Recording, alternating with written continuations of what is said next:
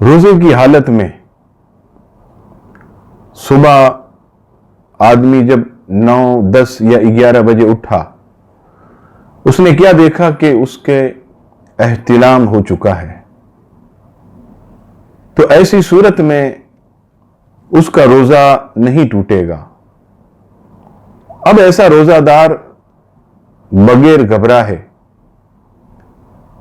غسل کی جو 3 فرض ہیں اس میں سے پہلا فرض کلی کرنا بما غرغرہ، تو اب جو ہے صرف کلی کرے، غرغرہ نہ کرے کہ اس سے حلق میں پانی پہنچ جائے گا۔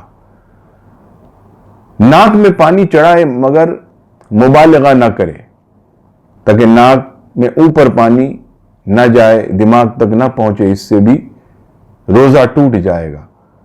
صرف ہلکا سا ناک میں پانی چڑھائے، مبالغہ نہ کرے، اور پورے جسم پر وہ پانی بہا لے، اس کا غسل جو ہے ادا ہو جائے گا۔ اسی طرح اگر کوئی شخص سحری کے وقت اٹھا اور اس نے کیا دیکھا کہ احتلام ہو چکا ہے، اب سحری کا وقت ختم ہونے میں صرف 20 یا 25 منٹ رہ گئے، اب وہ شخص سب سے پہلے ہاتھ دھو کر غسل کے 2 فرض ادا کرے، اچھی طرح کلی کرے اور غرغرہ کرے، ناک میں پانی اوپر تک چڑھائے، مبالغہ کرے، اور اس کے بعد اسی ناپاکی کی حالت میں سحری کر لے۔ سحری کرنے کے بعد پھر پورے بدن پر پانی بہا لے، اس کا غسل ادا ہو گیا۔